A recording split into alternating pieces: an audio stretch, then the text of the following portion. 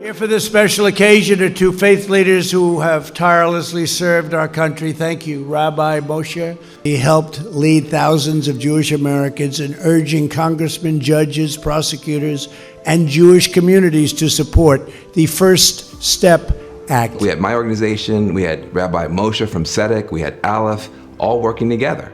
And that was the key to victory. And I'm proud of it. It's been a blessing to work with Rabbi Moshe and tzedakah Association because together, through our partnership, we're able to get life-changing legislation across the finish line, the First Step Act. And in that same theme, we're blessed to get back together and work on a very important issue around women's fertility. And I think based off of our past success, that we can do that same partnership to have success in the future. The emotional toll that infertility takes on people is something that's indescribable. My story is, it goes back a long way. Of course, we're married just like the other couples and looking forward to build up the family. Basically, one failure, another one, and a lot more. For these couples, it's a daily struggle, 365 days a year. Every event, every gathering, every holiday, everything is around children. When you don't have children, you feel like you are out of the picture. Like, does this holiday even belong for me? It's very embarrassing, it's very destroying. It's basically a failure 365 days a year. One day I was approached by a group of couples unfortunately they don't have kids. They told me that they were being told by friends in other countries that those life-giving treatments are being fully covered in some countries. But unfortunately here in the US, there's no coverage here. Told me, please Rabbi, can you go to Washington and see if we can change the policies from the insurance companies? We see couples who have good prognosis to become pregnant and they drop out. The number one reason is because they lack financial help. They're not insured in most of the states, and they have to take out loans. Some of them mortgage their homes in order to pay for treatment. Pre-existing conditions are always covered. It's just the way that the system is set up. And to say that infertility is not a pre-existing condition, I think is a total injustice.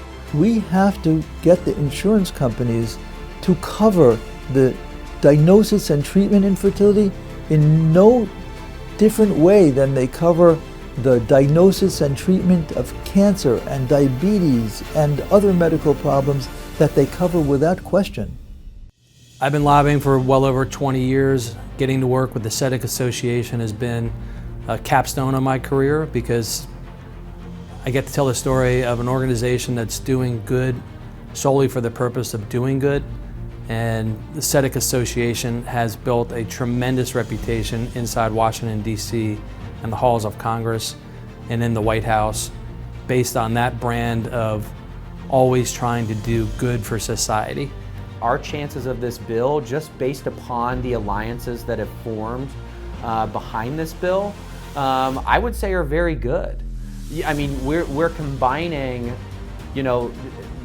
very conservative congressmen and senators behind this bill, along with very liberal senators and congressmen behind this bill. All those that are engaged in this work, I want you all to know that I am committed with my focus, my passion, my heart and soul to passing legislation that will mandate insurance companies to do that which is right, that which is justice, tzedakah.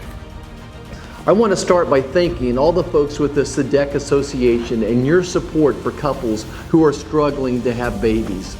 As an OBGYN, I took infertility practice to the western half of the state, and certainly I have empathy for those couples who are struggling to have children, and certainly understand the fight with insurance companies to pay for those infertility treatments and what a hardship it is on families. They deal with this issue on a macro level. They are going to help more people than all of the doctors combined because they're going to bring proper fertility treatment not just to people today, but also for people tomorrow. So, B'ezrat Hashem, we will get this done. It's going to revolutionize the way that infertility is experienced in the United States. We just have to get it passed. This shame is unbearable. Now we have a chance to bring light to those families who are anxiously waiting to hold a baby in their hand. So, Baruch Hashem, the last few years, we were able to bring a lot of good news to Klal Yisrael, and we can do it again with your help. Thank you, and Tis Kol HaMitzvos.